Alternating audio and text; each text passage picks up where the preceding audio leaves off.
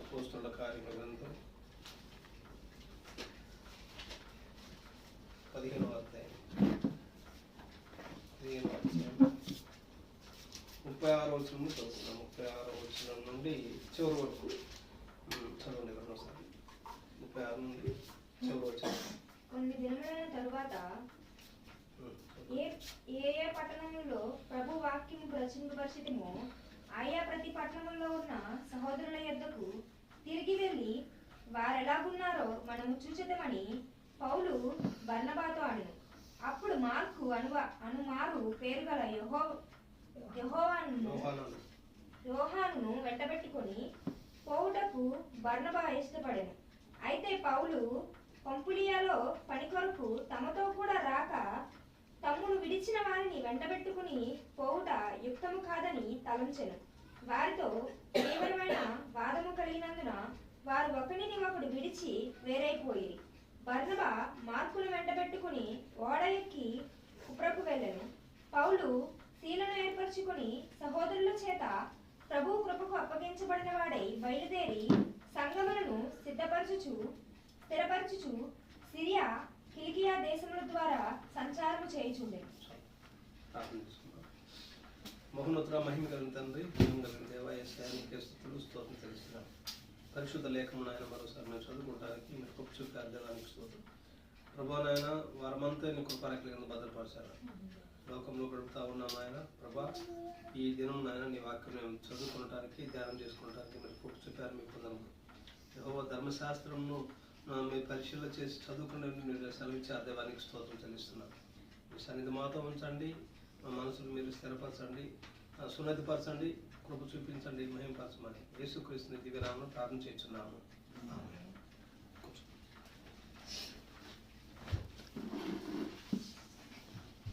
Light ఇదిగా light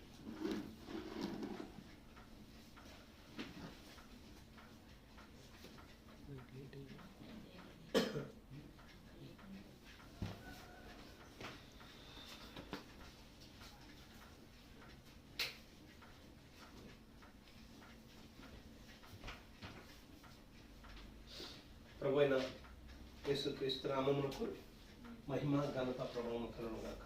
ఆమేన్. హల్లెలూయా. మనం చదవబడిన వాక్య భాగంలో నుండి పౌలు యొక్క రెండవ మిషనరీ యాత్ర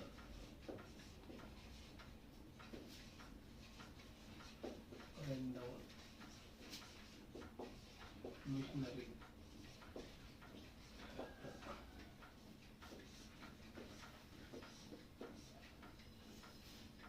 కొన్నిసారి ఇంత మునుపు మనం మొదటి మిషనరీ యాత్ర గురించి చెప్పుకున్నాం. ఆమేన్. గుర్తుందా? అయితే 2, 3 యాత్రలు మనం ఆపాం. మధ్యలో కొన్ని వేరే పుస్తకాల మీద మనం గ్రంథాల మీద ధ్యానం చేశాం. ఇప్పుడు పౌలు మొత్తం అసలు 4 సువార్త దండయాత్రలు చేశాడు. పౌలు తన పరిచయంలో 4 మిషనరీ యాత్రలు చేశాడు. ఎక్కువ మంది అందరికి తెలిసింది ఏంటంటే 3 సువార్త దండయాత్రలు అంటే 3 మిషనరీలు చేశారు అని అనుకుంటారు. కానీ వాక్యం కొంచెం జాగ్రత్తగా నిశ్చితంగా పరిశీలన చేసినట్లయితే పౌలు తన సువార్త దండయాత్రలు 4 సార్లు 4 సువార్త దండయాత్రలు ఉంటాయి. నేను ప్రభు చిత్రమైతే మెల్లమెల్లగా లేఖనాల ద్వారా మేము ఉంచుతాం. మొదటి సువార్త దండయాత్రలో ఎవరిని తీసుకెళ్ళాడు? పౌలు, బర్నబా, మార్కును వెంట పెట్టుకుని వెళ్ళారు మొదటి సువార్త దండయాత్రలు. ఆ సువార్త దండయాత్ర ఎక్కడి నుండి ప్రారంభించబడింది? ఏదైనా అంత్యోక్య నుండి ప్రారంభించబడింది. యెరూషలేములో సంఘములో శ్రమ వచ్చింది. ఆ తర్వాత ఆ ప్రారంభ శతాబ్దంలో సంఘము కూడుకున్నది ఎక్కడంటే అంత్యోక్యలోనే. బైబిల్లో రాబడింది అంత్యోక్యలో శిష్యులు మొట్టమొదటి క్రైస్తవులు అనబడి ఉంటుంది. క్రైస్తవులు అనబడింది ఎక్కడంటే అంత్యోక్య అనే పట్టణంలోనే. ఇక్కడ ప్రారంభ విశ్వాసులు వారు కూడుకుంటారు. ఒకసారి చెప్పుకున్నాం, యెరూషలేము అంత్యోక్యకు చాలా మైళ్ళ దూరం. అక్కడ విశ్వాసులు వారు కూడుకున్నారు. కూడుకొని విశ్వాసులు సంఘం స్థిరపరచబడింది. శ్రమ సంఘముకు వచ్చిన శ్రమ తర్వాత అంత్యోక్యలో దేవుని సంఘము శ్రమపరచబడింది. అక్కడ విశ్వాసులు ఉన్నారు, ప్రార్థనా పనులు ఉన్నారు, సంఘ పెద్దలు ఉన్నారు. వీళ్ళందరూ అంత్యోక్యలో ఒక దేవుని బలిష్టమైన సంఘము ప్రారంభ శతాబ్దంలో ఉన్నది. 16వ అధ్యాయం వచ్చిన చదువున్న అపోస్తలుల కార్యం 16వ అధ్యాయం ఒకటి 13వ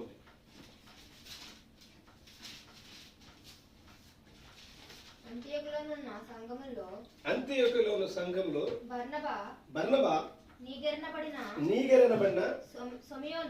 సుమియోను కురేనీయుడైన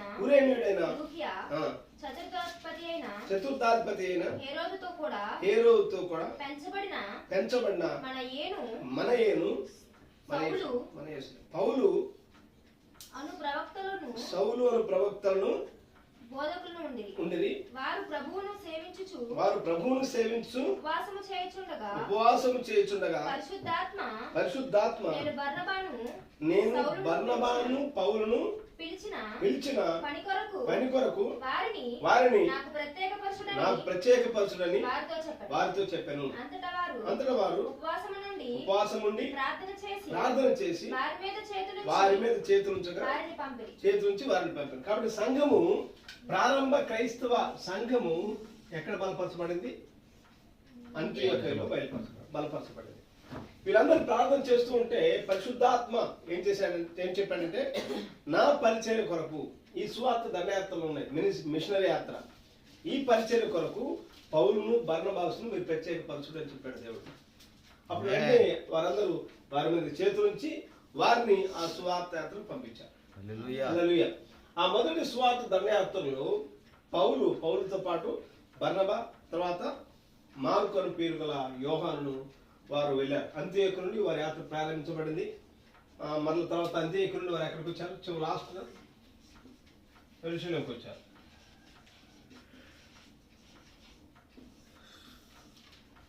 అంత్యోకు నుండి వారు అంచెలంచెలుగా సువార్త ప్రకటన చేసుకుంటూ యెరూషలేముకి వచ్చారు. యెరూషలేములో ఆ దేవుని పిల్లలను కలుసుకొని అక్కడి నుంచి మరలా తిరిగి ఎక్కడి నుంచి అది వచ్చారో మళ్ళీ అక్కడికి అంత్యోక్యకి వెళ్ళారు. ఈ అంత్యోక్యకి వెళ్ళి వారు ఏం చేశారంటే రిపోర్ట్ ఇచ్చారు. మేము పలానా ప్రాంతం వెళ్ళాము, పలానా గ్రామం వెళ్ళాము, పలానా పట్టణం వెళ్ళాము, అక్కడ పరిచర్యలో జరిగింది, అక్కడ దేవుడు గొప్ప కార్యం చేశాడు అని ఏం చేశారంటే వారు రిపోర్ట్ అప్పగించారు. ఆ సంఘానికి, ఇక్కడున్న విశ్వాసులకు రిపోర్ట్ అప్పగించారు. ఈ మొదటి సువార్త దండయాత్ర అద్భుతంగా సక్సెస్ అయింది. హల్లెలూయా. తర్వాత చాలా కాలం అయిన తర్వాత పౌలు అన్నాడు, ఇప్పుడు 10వ అధ్యాయం చదువుతున్నారు, 15:35 వచ్చారు. కొన్ని దినములైన తర్వాత ఏ పట్టణములలో ఆయా ప్రతి పట్టణములలో ఉన్న సహోదరుల యొద్దకు తిరిగి వెళ్ళి వారు ఎలాగున్నారో మనం చూద్దామని మొదటి సువార్త దండయాత్ర అయిపోయింది, మిషనరీ యాత్ర. కొన్ని దినాలు మళ్ళీ అక్కడ అంత్యోక్యలో ఉన్నారు. మళ్ళీ కొన్ని దినాలు అయిన తర్వాత పౌలు అన్నాడు, బర్నబా, మనము మొదటి సువార్త దండయాత్రలో కొన్ని పట్టణాలు దర్శించాం కదా, కొంతమంది విశ్వాసం దర్శించాము, వారి వాక్యంలో స్థిరపరచబడ్డారు. అయితే వాళ్ళని అలా విడిచిపెట్టడం కాదు, కానీ వారిని మరలా ఒకసారి వాళ్ళు ఎలా ఉన్నారో మనం దర్శిద్దాము. హల్లెలూయా. విశ్వాసం ఎలా ఉంది, వారి వాక్యంలో ఎలా ఉన్నారు, మరొక సువార్త దండయాత్ర పెట్టి వారిని దర్శిద్దాము అన్నారు. అప్పుడు బర్నబా అన్నాడు, మీరు చదివిన కింద కాలంలో మన మార్కును కూడా వెంట పెట్టుకొని పోదామన్నారు. అప్పుడు పౌలు ఏమన్నాడు, మార్కు వద్దు, మొదటి సువార్త దండయాత్రలో మనం తీసుకెళ్ళినప్పుడు ఒక ప్రాంతంలో మార్కు మనం విడిచిపెట్టి వెళ్ళిపోయాడు, మార్కు వద్దు అన్నాడు పౌలు. ఇప్పుడు బర్నబాకు పౌలుకు మధ్యలో చిన్న వాదం జరిగింది. ఆ విషయంలో వాళ్ళిద్దరు వేరైపోయారు. బర్నబా మార్కును వెంట పెట్టుకుని వెళ్ళిపోయాడు. పౌలు మినిస్ట్రీలో ఇంకా కొత్త యవనస్తుడు చేరాడు. ఆ యవనస్తుడి పేరేంటి? శీలా. పౌలుతో పాటు శీలా అనే ఒక యవనస్తుని పరిచయం కోసం వెంట పెట్టుకుని వెళ్ళాడు. హల్లెలూయా. అయితే వీళ్ళు మళ్ళా ఎక్కడి నుండి రెండవ సువార్త దండయాత్ర ప్రారంభించారు పౌలు అంటే అదే 11వ అధ్యాయం అపోస్తలుల కార్యం 15:30 వచ్చింది. 15:30.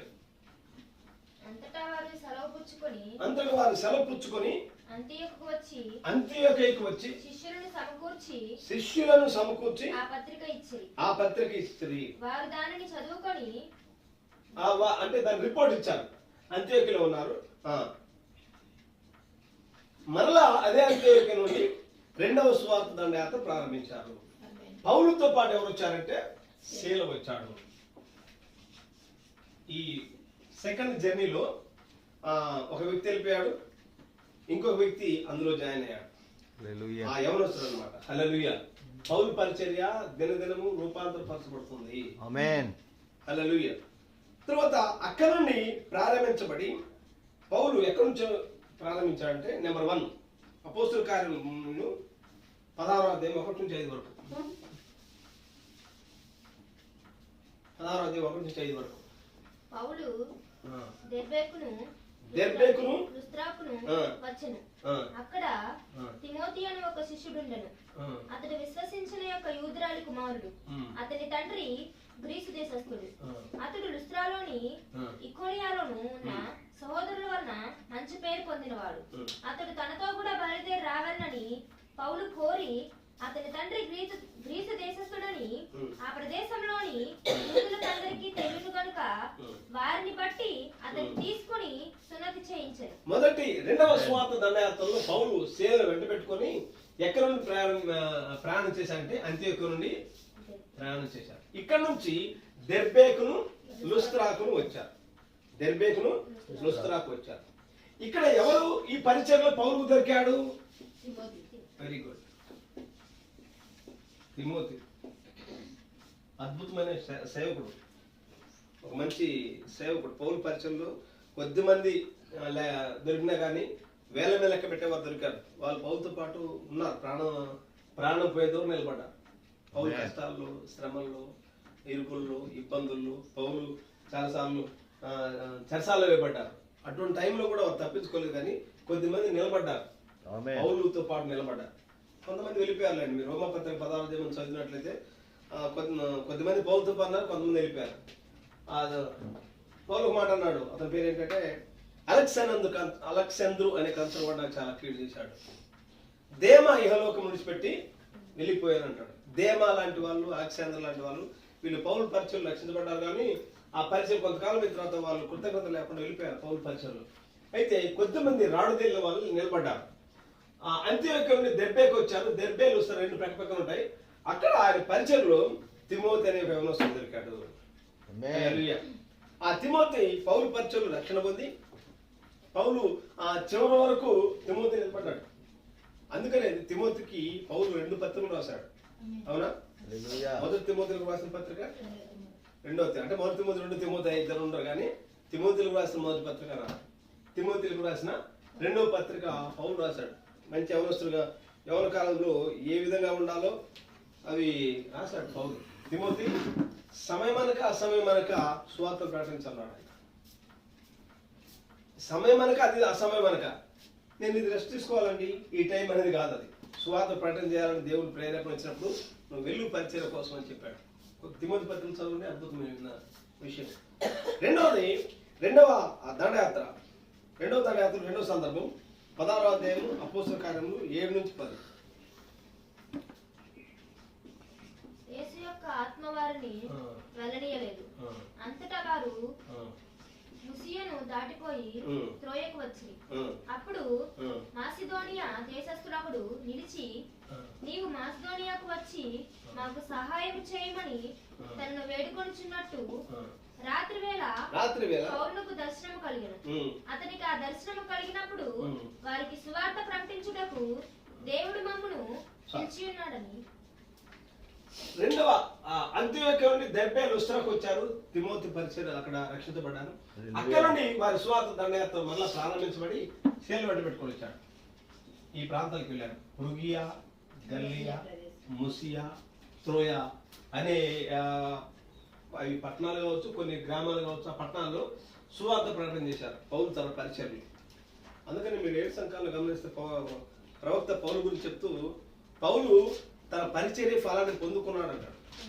హల్లెలూయా. ఆయన పరిచర్య గాలిపోయి వదిలేసినట్టుగా లేదు, కానీ ఆయన పరిచర్యలో వేల మీద లెక్క పెట్టేవారు నిలబడగలిగినారు. ఒక నిజమైన గింజలు కొద్దిమంది అయినా పరిచర్యలో నిలబడ్డారు. అది పరిచర్య ఫలం. పరిచర్య ఫలం అంటే 100 మంది ఉండాలి, 1000 మంది ఉండాలి, గొప్ప గొప్ప సంఘాలు కట్టాలని కాదు, కానీ ప్రతి సంఘంలో 3 రకాల విశ్వాసం. ప్రతి సంఘంలో 3 రకాల విశ్వాసం ఉంటారు. అందుకే ప్రవక్త చెప్పాడు కదా 3 kinds of believers, 3 రకములైన విశ్వాసులు. విశ్వాస, అవిశ్వాస, వేషధారి ఖచ్చితంగా ప్రతి సంఘంలో ఉంటారు. కానీ పౌలు పరిచర్లో తన పరిచర్ కిరీటం పెట్టే సమయంలో వచ్చినప్పుడు అవిశ్వాసులు, వేషధారులు కంప్లీట్ వేరైపోయారు. విశ్వాసులు మాత్రమే నిలబడగలరు. ఈ పరిచర్య వృధా పోలేదు. పౌరు పరిచర్య పృగియా, గల్లియా, ముసియా, త్రోయలో ప్రాంతంలోకి వెళ్ళి పౌలు తన పరిచయం చేశాడు. తర్వాత నెక్స్ట్ అపోస్తల కార్యం 16వ అధ్యాయం 11 నుండి. కాబట్టి మేము త్రోయను విడిచి 16వ అధ్యాయం 7 నుంచి. యేసు యొక్క ఆత్మ వారిని వెళ్ళనీయలేదు. అంతటా వారు అపోస్తల కార్యం 16వ అధ్యాయం 6వ వచనం. ఆసియాలో వాక్యము చెప్పకూడదని పరిశుద్ధాత్మ వారిని ఆటంకపరిచినందున వారు ఫ్రుగియా, గలితియా ప్రదేశముల ద్వారా వెళ్ళిరి. ప్రదేశం గుండా వెళ్ళిరి. మూసియా దగ్గరకు వచ్చి బితూనియాకు వెళ్ళుటకు ప్రయత్నం చేసిరు. కానీ ఇది రెండవ యాత్ర. లుస్త్రా నుండి పెర్గియా, గల్లియా అనే ప్రాంతంలో సువార్త ప్రకటన చేశాడు పౌలు మెల్లమెల్ల. తర్వాత మూడోది అపోస్తల కార్యం 16వ అధ్యాయం 7 నుంచి చదువుకుందాం. పృగియా ఇందా చదువుకున్నాను 7 నుంచి చదవాలి 7 వచ్చిన ఉంది. పృగియా యేసు యొక్క ఆత్మవారు ఆ, పృగియా గల్దీయ ప్రదేశముల ద్వారా వెళ్ళి ఆ, ముసియా దగ్గరకు వచ్చి ఆ, బితూనియాకు వెళ్ళుటకు ప్రయత్నం చేసిరి కానీ ఆ. యేసు యొక్క ఆత్మ వారిని వెళ్ళనీయలేదు. వెళ్ళనీయలేదు. అంతటా వారు ఉమ్. ముసియాను దాటిపోయి ఆ. త్రోయకు వచ్చిరి. అప్పుడు ఇది 3వ సందర్భం. నెక్స్ట్ తర్వాత నేను చెప్పేసి నేను అంశంలోకి వస్తాను. నెక్స్ట్ అపోస్తలుల కార్యం 16వ అధ్యాయం 4 నుండి 16వ అధ్యాయం 11 నుంచి చదువుకుందాం. కాబట్టి ఆ. మేము త్రోయను విడిచి త్రోయను విడిచి ఓడ ఎక్కి ఆ, తిన్నగా ఆ, సముద్రాకేకును ఆ, మరునాడు ఉమ్, నెయాపోలికిని ఆ. అక్కడ నుండి ఆ. ఫిలిప్పుకిని వచ్చితిమి. ఆ. మాసిదోనియా దేశంలో అది మాసిదోనియా దేశంలో ఆ ప్రాంతమునకు ఆ ప్రాంతమునకు అది ముఖ్య పట్టణము. అది ముఖ్య పట్టణము. రోమీయుల అంటే రోమియుల ప్రవాస స్థానమైంది. అంటే త్రోయ నుండి మాసిదోనియా ప్రాంతం వరకు తన పరిచర్యను ఆయన కొనసాగించాడు. ఆమేన్. త్రోయ నుండి మాసిదోనియా ప్రాంతం వరకు. ఈనాడు పాస్టర్లు ఒక 10 నిమిషాలు వాక్యం చెప్తే హైగా రెస్ట్ తీసుకుంటున్నారంట. మరి వారు ఆ దినాల్లో వందల కిలోమీటర్లు కాలినడకలు నడిచారు. సముద్రంలో ప్రయాణం చేశారు. ఆమేన్. తమ ప్రాణము సైతం లెక్క చేయకుండా సువార్త ప్రాణములు వారు చేశారు కాబట్టి అవి మనకి ఇప్పుడు నిలబడింది ఆ వాక్యం. హల్లెలూయా. హల్లెలూయా. అయితే ఇప్పుడు మనం ఈ మధ్య ప్రాంతంలో ఫిలిప్పి, తెస్సలోనికయ, బెరయ, ఫిలిప్పి, తెస్సలోనికయ, బెరయ, త్రోయ నుండి మాసిదోనియాకు వెళ్లే మార్గంలో ఫిలిప్పి, తెస్సలోనికయ, బెరయ సంఘాలు దర్శించారు. ఈ పేర్లు వింటే మీకు కొంత మెసేజ్ అర్థం కావాలి, వెంటనే మీకు మైండ్లోకి రావాలి. ఫిలిప్పిలోకి త్రోయలోకి వచ్చిన తర్వాత ఒక సంఘటన జరిగింది. హల్లెలూయా. త్రోయ అనే ప్రాంతం ఆ పట్టణంలోకి వచ్చిన తర్వాత ఒక సంఘటన జరిగింది. లూకాసు వార్త అపోస్తలుల కార్యం 16వ అధ్యాయం 11 నుంచి. కాబట్టి మేము త్రోయను విడిచి ఓడ ఎక్కి తిన్నగా సముద్రకేకును మరునాడు నెయాపోలికిని అక్కడి నుండి ఫిలిప్పుకిని వచ్చితిమి. మాసిదోనియా దేశములో ఆ ప్రాంతంలో అది ముఖ్య పట్టణము. రోమీయుల ప్రవాస స్థానం. త్రోయ అనే ప్రాంతంలోకి వచ్చిన తర్వాత పౌలు అక్కడ నదీ తీరంలో కొంతమంది స్త్రీలు కూర్చునేవారు. పౌలు అక్కడికి వెళ్ళి వాక్యం చెప్పేవాడు. చాలా మంది స్త్రీలు వచ్చి కూర్చున్నారు కానీ వారిలో లూదియా అనే ఒక స్త్రీ వచ్చి కూర్చుంది. ఆమేన్. ఆమె కూర్చొని వాక్యం జాగ్రత్తగా వింటామన్నది. వినటం వేరు, అతి జాగ్రత్తగా వినటం వేరు. లూదియా వాక్యం వింటున్నప్పుడు ప్రభు ఆమె హృదయమును తెరిచాను అని రాయబడింది బైబిల్లో. ప్రభు పౌలు చెప్పే వాక్యం ముందు ఆమె లక్ష్యం ఉంచింది కాబట్టి ఆ మనసు దేవుడు తెరిచాడు. తెరిచినప్పుడు మీరు చదివినట్లయితే వెంటనే ఆమె అయ్యా దైవభక్తి గల ఒక స్త్రీ వినుచుండెను. ఆమె ఉదారంగు పొడిని అమ్ముతులైన పట్టణస్థురాలు. ఆమె హృదయము తెరిచెను గనుక పౌలు చెప్పిన మాటల యందు లక్ష్యముంచెను. ఆమె ఇంటి వారు బాప్తిస్మము పొందినప్పుడు ఆమె నేను ప్రభువునందు విశ్వాసము కలగలనని మీరు ఎంచితే నా ఇంటికి వచ్చి ఉండని వేడుకొని మమ్మల్ని బలవంతం చేయండి. ఆ వాక్యం వినటమే కాదు, హల్లెలూయా, బాప్తిస్మం పొందడమే కాదు, ఆమె రక్షణ పొందింది. ఆమేన్. ఆమె వరకే కాదు, ఆమె ఇంటి వారందరూ కూడా ఆమేన్ రక్షణ పొందారు. బ్యాప్టిజం పొందిన తర్వాత ఆమె సింపుల్ గా వందనాలయ్య గారిని వెళ్ళిపోలేదు కానీ ఆ పౌలును, శీలను, ఆయనతో పాటున్న టీమును మీరు మా ఇంటికి రావాలని బలవంతం చేసింది ఆమె. హల్లెలూయా. అంటే పరిచర్యకు దేవుడు కొంతమందిని దేవుడు నిర్ణయిస్తాడు. ఆమేన్. ఇప్పుడు పౌలు వీళ్ళకు శీలలు పరిచర్యకి వెళ్ళేటప్పుడు దేవుడు ఏమైనా డబ్బులు చూపించాడా? వాళ్ళ యాత్ర అంతా విశ్వాస యాత్ర. హల్లెలూయా. వీళ్ళు విశ్వాసం ద్వారా బయలుదేరటమే. అక్కడికి వెళ్ళిన తర్వాత దేవుడు ఎవరిని సిద్ధపరుస్తాడు, ఎవరు నిర్ణయించాడు వారు అక్కడ పరిచయం సిద్ధంగా ఉంటారు. ఆమేన్. హల్లెలూయా. చెప్తున్నాడు కదా, ఒక చెట్టును దేవుడు సృష్టించడానికి ముందుగా అక్కడ ఏముండాలి? నేల ఉండాలి. ఆమేన్. ఒక చేపను సృష్టించడానికి ముందుగా అక్కడ ఏముండాలి? నీరు ఉండాలి. ఆమేన్. పరిచర్య అనేది ఉన్నట్లయితే పరిచర్యను అంగీకరించే వాళ్ళు ఉండాలి. ఆమేన్. హల్లెలూయా. కాబట్టి పౌలు తన పరిచర్య ఫలాన్ని పౌలులో దేవుడు పెట్టాడు, దాన్ని అంగీకరించే వాళ్ళు ఉన్నారు. తిమోతి లాంటి వారు, లూదియా లాంటి వారు ఉన్నారు. కాబట్టి త్రోయకు వచ్చిన తర్వాత పౌలు పరిచర్యలో ఆ ఫలం ఎవరు? లూదియా అయి ఉన్నది. హల్లెలూయా. తర్వాత 16వ అధ్యాయం 33 వచనం. తర్వాత ఫిలిప్కి వచ్చాడు. ఫిలిప్పి పట్టణంలోకి వచ్చినప్పుడు 16:33 వచ్చిన రాత్రి ఆ గడియలోనే అతడు వారిని తీసుకుని వచ్చి వారి గాయములు కడిగారు. వెంటనే అతడును అతని ఇంటి వారందరూ బాప్తిస్మము పొందిరి. మరియు ఇక్కడ చెరసాల నాయకుడు ఈ యొక్క ఫిలిప్పి అనే ప్రాంతం పౌలు వచ్చినప్పుడు పౌలు శీలను వారు కొట్టారు ఆ ప్రాంతం వాళ్ళు. ఎందుకంటే వారు ఒక దయ్యం పట్టిన వ్యక్తిని బాగు చేసినప్పుడు వాళ్ళు ఏం చేశారు, కొట్టి కింద పడేశారు, జైలుకి అప్పగించారు. అప్పుడు చెరసాలలో ఈ పౌలును శీలను చెరసాలలో వేశారు.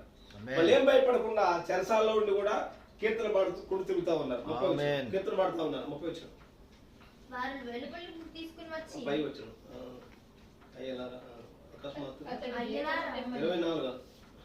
అతడు అట్టి ఆజ్ఞను పొంది వారిని 20 కింద వచ్చి అయితే మధ్యరాత్రి వేళ పౌలును శీలయు దేవునికి ప్రార్థించు కీర్తనలు పాడుచుండిరి. హల్లెలూయా. ఎక్కడ ఎవరు జైలు వేస్తే వాళ్ళు ఏం చేయాలి, వెంటనే అందరికి ఫోన్ చేయాలి. అయ్యా అర్జెంటుగా బెయిల్ ఇచ్చే వాళ్ళని చూడండి, మేము జైలు నుండి బయటకు తీసుకొచ్చే వాళ్ళు ఎవరుంటే పెద్ద పెద్దలను రికమెండేషన్ చేయించండి, లేదా రాజకీయ పట్టుకుంటా ఉంటారు. కానీ పౌలు శీలలు వాళ్ళ ఎన్నేమి పట్టించుకోకుండా మధ్యరాత్రి వేళ వాళ్ళు ఏం చేస్తా ఉన్నట్టే నిద్రపోకుండా కీర్తనలు పాడుకుంటూ ఉన్నారు. హల్లెలూయా. వారి కీర్తనలకు ప్రతిస్పందన ఏం జరిగింది? అప్పుడు అకస్మాత్తుగా మహాభూకంపం కలిగను, చెరసాల పునాదులు తెరుచుకొనెను, అందరి బంధకములు ఊడెను. అంతలో అది ఆ చెరసాలనే దేవుడు కదిలించాడు. చెరసాల నాయకుడు భయపడ్డాడు. అందరు బంధకాలు ఊడిపోయినాయి. అమ్మ అందరు ఖైదు తప్పించుకున్నారేమని ఈ చెరసాల నాయకుడు ఏం చేశాడు, కత్తి తీసుకొని పొడుచుకోపోయాడు. అప్పుడు వెంటనే పౌలు అన్నాడు, సార్ మీరేమి చేసుకోవద్దు, మేము ఎక్కడికి పారిపోలేదు, మేము దొంగలం కాదు, రౌడీలం కాదు, లేకపోతే రాజకీయ నాయకులు అంతకంటే కాదు, మేము యేసుక్రీస్తు సువార్తను ప్రకటించడానికి వచ్చిన రాయబారులము. హల్లెలూయా అని చెప్పినప్పుడు అప్పుడు లైట్ తీసుకొచ్చి చూసినప్పుడు పౌలు శీలలు వాళ్ళు అలాగే ఉన్నారు. అప్పుడు చెరసాల నాయకుడు భయం కలిగింది. అప్పుడు వెంటనే చెరసాల నాయకుడిని పౌలు సువార్త ప్రకటన చేశాడు. అర్ధరాత్రి వేళ సమయంలో చెరసాల నాయకుడు జైలు అధికారి ఏం చేశాడంటే, నేనేం చేయాలయ్యా అయ్యలారా 30 వచ్చిన 30 వచ్చిన అతడు దీపము తెమ్మని చెప్పి లోపలికి వచ్చి వణుకుచు పౌలుకును శీలకును సాగిలపడి వారిని వెలుపలకు తీసుకుని వచ్చి అయ్యలారా రక్షణ పొందుటకు నేనేమి చేయవాలి. ఈ మాట అడిగింది ఎవరు? ఒక జైలు అధికారి, ఒక జైలు సూపరింటెండెంట్. అయ్యలారా రక్షణ పొందుతా నేనేమి చేయవలను. అప్పుడు పౌలు అన్నాడు, నీవు ప్రభువైన యేసునందు విశ్వాసం ఉంచుము, అప్పుడు నీవును నీ ఇంటి వారు రక్షణ పొందుదురని చెప్పి అతనికి అతని ఇంటన్న వారందరికీ దేవుని వాక్యం బోధించి రాత్రి ఆ గడియలోనే అతడు వారిని తీసుకుని వచ్చి వారి గాయములను కడిగెను. వెంటనే అతడును అతని ఇంటి వారందరూ బాప్తిస్మము పొందిరి. హల్లెలూయా. పౌలు పరిచర్య వృధా పోలేదు. పౌలు పరిచర్యలో చెరసాల నాయకుని కుటుంబం రక్షణ పొందింది. చెరసాల నాయకుని కుటుంబం వెంటనే బాప్తిస్మం పొందింది. పౌలు ఆ రాత్రి వర్తమానం చెప్పిన తర్వాత, సార్ తర్వాత నేను వచ్చి మీటింగ్స్ పెడతాను, ఆ మీటింగ్స్ నేను మళ్ళీ బాప్తిస్మం పొందుతాను, లేదా ప్రార్థన చేసి కనుక్కొని పొందుతాను, నిదానం తర్వాత నేను అంగీకరిస్తానని చెప్పలేదు. ఆ రాత్రి వేళ సమయంలోనే వెంటనే వారు బ్యాప్టిజం పొందారు. పౌలు పరిచర్య అద్భుతమైన పరిచర్య. మీరు గమనించండి, ప్రవక్త కదా ఒక ఆత్మ విలువ కొన్ని కోట్ల ప్రపంచం కంటే విలువైనది. 10,000 కోట్ల ప్రపంచాలు ఒక త్రాసులో పెట్టండి, ఒక ఆత్మ విలువ ఒక త్రాసులో పెట్టండి, ఈ ఆత్మ విలువ ఎక్కువగా తూగుతాం. దానికోసమే పౌలు దేవుడు పంపించాడు త్రోయలు. ఆ యొక్క అంత్యోక్య నుండి తన రెండవ సువార్త దండయాత్రను ప్రయాణం చేసుకుంటూ త్రోయ నుండి మాసిదోనికి వచ్చాడు. ఈ మధ్యలో ఫిలిప్పు, తెస్సలోనికే, బెరయ ఈ ప్రాంతంలో వీరందరూ ఈ పరిచయలో కొన్ని పరిచయాలు ఉన్నాయి. లూదియా రక్షణ పొందింది, చెరసాల నాయకుడు రక్షణ పొందాడు. బెరయ సంఘస్థులు కూడా లేఖనంలో ధ్యానం చేసేవారు. తెస్సలోనికల కంటే ఈ బెరయ సంఘస్థులు లేఖనాలు ధ్యానం చేసేవారంట. ఆ గ్రామానికి వెళ్ళాడు పౌలు, ఆ పట్టణానికి వెళ్ళాడు. పౌలు ధర్మశాస్త్రం చెప్పి ఆ ధర్మశాస్త్రం విషయాలు యేసుక్రీస్తు నెరవేరు జరిగాయని చెప్తా ఉన్నప్పుడు ఈ బెరయ సంఘస్థులు పౌలు చెప్పిన అలా ఉన్నవో లేవో అని లేఖలను పరిశోధించరి. ఆమేన్. హల్లెలూయా. తెస్సలోనికల కంటే ఈ బెరాయ సంఘస్థులు గనులు అని రాయబడింది బైబిల్లో. ఆమేన్. తెస్సలోనిక సంఘమేమో పరిచయం చేయడంలో, పౌరులకు పరిచయం చేయడంలో మంచి సిద్ధహస్తులు. బెరాయ సంఘస్థులు లేఖనాలను పరిశోధన చేసేవారు. హల్లెలూయా. కాబట్టి పౌలు పరిచయలు గొప్ప అద్భుత కార్యాలు జరిగాయి. తర్వాత అక్కడ నుండి పౌలు ఎక్కడికి వచ్చారంటే చదువుకున్నాం. అపోస్తల కార్యం 17వ అధ్యాయము 16వ వచనం నుండి. పౌలు ఏథెన్సులో వారి కొరకు కనిపెట్టుకుని ఉండగా ఆ పట్టణము విగ్రహములతో నిండి ఉండుట చూచి ఉంటున్నందున అతని ఆత్మ పరితాపం పడలేకపోయింది. నెక్స్ట్ ఆయన మాసిదోనియా నుండి గ్రీకుకు ప్రయాణం చేశాడు. ఆ మాసిదోనియా ప్రాంతంలోకి వెళ్ళగానే అది ఒక అన్య ప్రాంతం. హల్లెలూయా. అక్కడ వాళ్ళు పెద్ద జాతర చేసుకుంటా ఉన్నారు. పౌలును శీలను చూసి వీరు ఏం చేశారంటే పెద్ద 2 ఎద్దులు తీసుకొచ్చి పెద్ద వీళ్ళను ఊరేగించారు. పౌలు ఆ వస్త్రాలు చెంచుకొని మమ్మల్ని చేయొద్దు, ఎందుకంటే ఆ గ్రామంలో గొప్ప కార్యం జరిగింది. ఒక బలహీన పాదం గలవాడు రక్షణ పొందాడు కదా, స్వస్థత పొందుకున్నాడు. వీరేమనుకున్నారంటే దేవదూతలే మన కోసం దిగొచ్చారేమో అనుకుని వాళ్ళకు పెద్ద విందు చేస్తా ఉన్నారు, పెద్ద ఎత్తి పడతా ఉన్నారు. పౌలు అన్నాడు అలా చేసుకోవద్దు, మేము కూడా మీలాంటి మానవులు అని చెప్పి అప్పుడు వాళ్ళకి స్వాత ప్రకటన చేశాడు. హల్లెలూయా.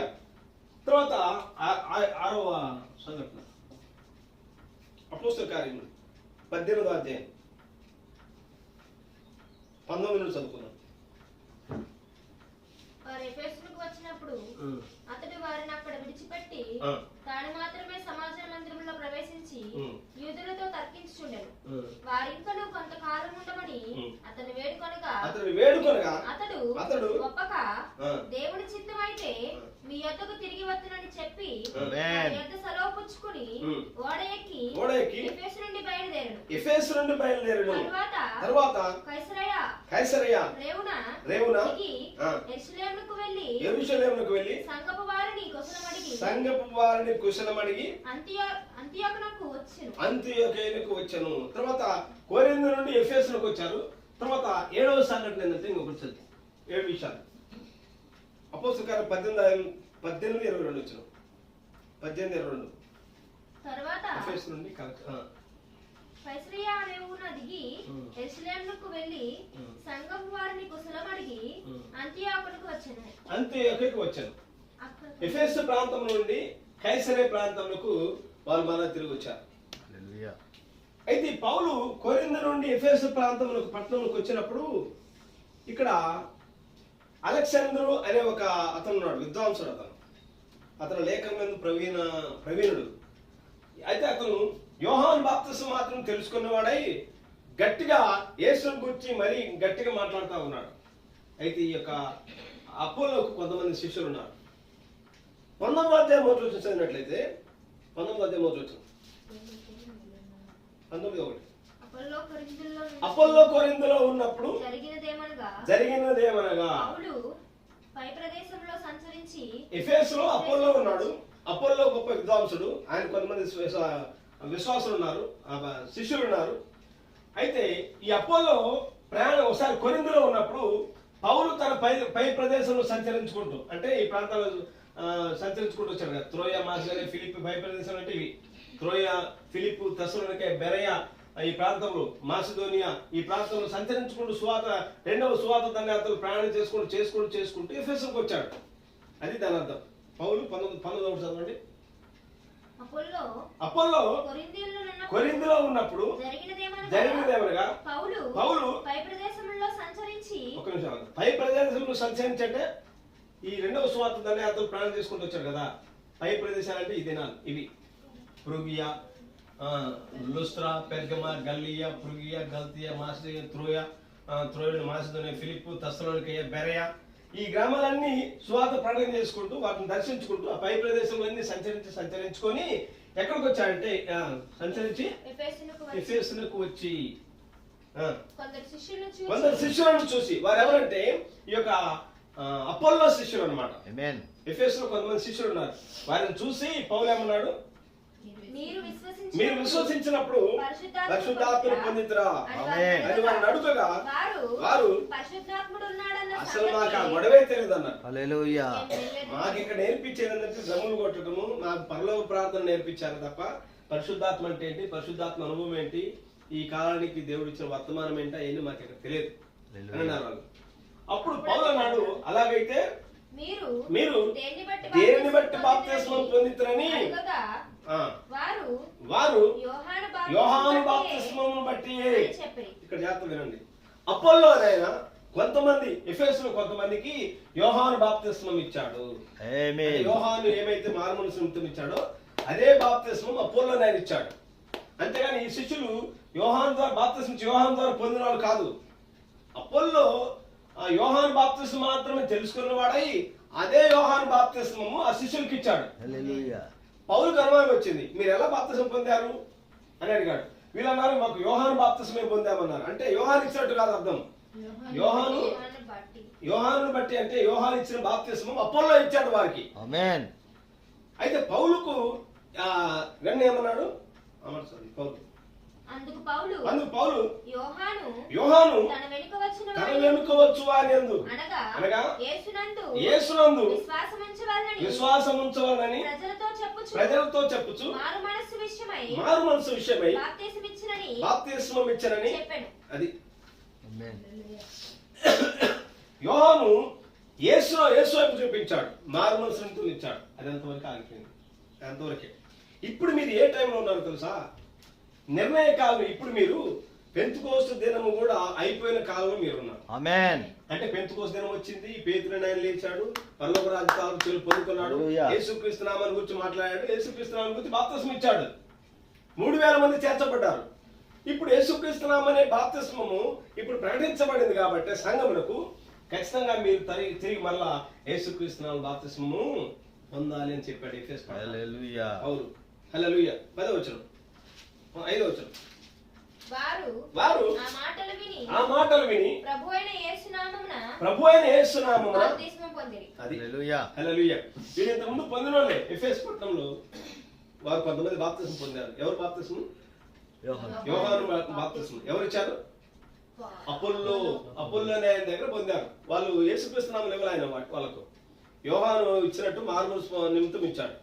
కానీ పౌలు వచ్చి ఇప్పుడు మీరు ఆ యోహాను కాలంలో లేరు. మీరు పెంతెకోస్తు దినం వచ్చింది, ఆ పేతురు ప్రసంగం చేశాడు, పరలోక రాజ్య తాలూకు చెవులు ఇచ్చాడు. యేసుక్రీస్తు నామమున బాప్తిస్మం అనేది పెంతెకోస్తు దినం ప్రారంభించబడింది. ఆ టైంలో మీరు ఈ కాలంలో ఉన్నారు కాబట్టి ఈ గడికి సంబంధించిన వర్తమానం మీరు అంగీకరించాలి కాబట్టి మళ్ళీ యేసుక్రీస్తు నామమున బాప్తిస్మం పొందాలన్నారు. అప్పుడు వారు ఆ మాటలు విని ప్రభువైన యేసు నామమున బాప్తిస్మం పొందిరి. వారు తరువాత పౌలు వారి మీద చేతులుంచగా పరిశుద్ధాత్మ వారి మీదకి వచ్చెను. అప్పుడు వారు భాషలతో మాట్లాడుటకును ప్రవచించుటకును మొదలుపెట్టారు. వారందరూ ఇంచుమించు 12 పురుషులు. 12 మందికి ఎఫెసులో పౌలు మొట్టమొదట చాలా మందికి 12 మందికి యేసుక్రీస్తు నామమున బాప్తిస్మం ఇచ్చాడు. కాబట్టి ఎఫెసు సంఘానికి మొట్టమొదటి వర్తమానికుడు ఎవరంటే పౌలు. ఆమేన్. ఎందుకంటే ఆ సంఘాన్ని ప్రారంభించిన ఆయన, యేసుక్రీస్తు నామమున బాప్తిస్మం ఇచ్చిన ఆయన. అక్కడ ఈ సంఘమే కదా క్రీస్తు శకం 53 నుంచి 170 వరకు ఈ ఎఫెసు సంఘం దూత వర్తమానికుడు పౌలు నిర్ణయించబడ్డాడు. హల్లెలూయా.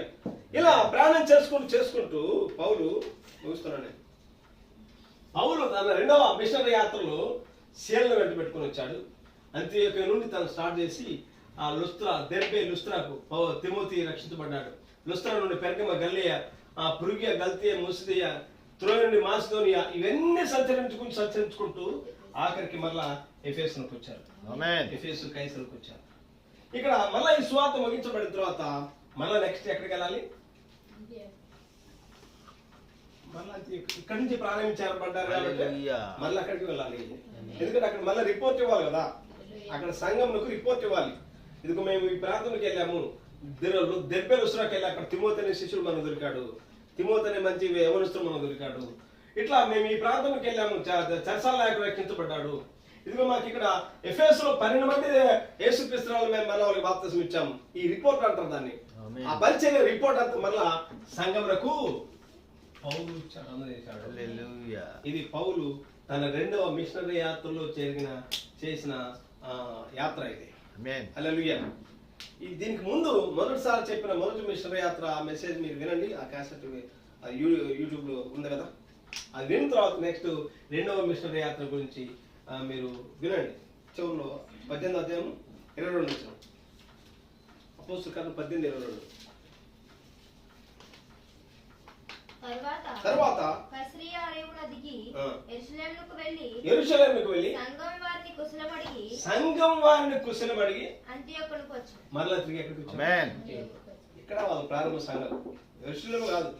యెరూషలేములో ఏమిటంటే సంఘం హింస చెలరేగింది కాబట్టి చాలా చదివిపోయారు. కాబట్టి క్రైస్తవ సంఘము పునాది కలిగిన సంఘం అంత్యోక్యలో ప్రారంభించబడింది. విశ్వాసులు అపోస్తలులు మొట్టమొదట ఈ అంత్యోక్యలోని క్రైస్తవులు అనబడ్డారు. ఆమేన్. హల్లెలూయా. కాబట్టి పౌలు 2వ మిషనరీ యాత్రను అద్భుతంగా సక్సెస్ జరిగించాడు. ఆయన ఆమేన్. విజయవంతమైన ఆయన పరిచర్య, తన పరిచర్య ఫలాన్ని పొందుకున్నాడు. హల్లెలూయా. హల్లెలూయా. ప్రభు చిత్తమైతే 3వ మిషనరీ యాత్ర 4వ మిషనరీ యాత్ర గురించి కూడా మనం ముందు దినాలు తెలుసుకుందాం. ఆమేన్. మాటలు దీవించుగాక. కాల్వంగా ఓ ప్రియ సఖుండ ఖ్యాతిగా నీకిచ్చే గ్రంథంబు క్రైస్తవుండా కదలి రావయ్యా కలుషాత్ములకు ఈ సిలువ శక్తిని దాటవేమయ్యా ఎండవానాలనియు జడసి ఎంతకాలము మూలనుందువు ఎండవానాలనియు జడసి ఎంతకాలము మూలనుందువు కండలను ప్రేమింతువేమన్నా ఈ మంటి కండలు ఎంత పెంచిన మంటికేరన్నా. ఆది సంఘము, ప్రారంభ సంఘము, అపోస్తలులు, దేవుని పిల్లలు సువార్త పరిచర్య నిమిత్తం వాళ్ళు ప్రాణాలు సమర్పణ చేయడానికి ముందుకు వచ్చారు. హల్లెలూయా. ఎన్నిక చేయబడిన వారు, నిర్ణయించిన వారు, ప్రభు రక్షణ వర్తమానం కోసం దేవుని ఆ పరిచర్య తమ ప్రాణాధారంగా ఎంచుకొని వారు పరిచర్యలో ముందుకు కొనసాగారు. ప్రాణయాత్రలో ఏసీలు లేవు, లగ్జరీ లైఫ్ లేవు, సంపాదన లేదు, కానీ ప్రతి అడుగు విశ్వాస యాత్ర. ఆమేన్. వారి యాత్ర ప్రతి అడుగు విశ్వాస యాత్ర.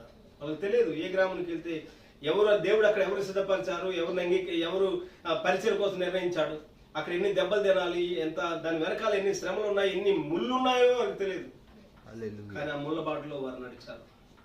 హల్లెలూయా. దేవానికి స్తోత్రం. అయితే ఆ పరిచర్లో పొందిన వారు ధన్యులై ఉన్నారు. ఆమేన్. ఆ పరిచయం అంగీకరించిన వారు ధన్యులై ఉన్నారు. హల్లెలూయా. ఆ పరిచయకు సహకరించిన వారు ధన్యులై ఉన్నారు. స్తోత్రం. హల్లెలూయా. స్తోత్రం చెల్లిస్తున్నారు. పరిశుద్ధానికి స్తోత్రం. మహిమ కలిగిన తండ్రి మీకు స్తోత్రం చెల్లిస్తున్నారు. శ్యామలా సిస్టర్ ప్రార్థన చేస్తారు. మమ్మల్ని మా జీవితాన్ని ప్రేమించారు. మా మధ్యలో మీరు కదిలాడిన విధానానికి స్తోత్రం చెల్లిస్తున్నారు. మన మాటలు మరోసారి నాయన నీరు కట్టి ఫలింపు చేయండి. అంతరంగిక బోధకులు ఉండి మరోసారి మీరు మాట్లాడమని ప్రార్థన చేస్తున్నాం. సమస్త మహిమలతో ప్రభావం పొందండి. యేసుక్రీస్తుని దివ్య నామమున అడిగి వేడుచు ప్రార్థన చేస్తున్నాను. ఆమేన్. ఆమేన్. ఆమేన్.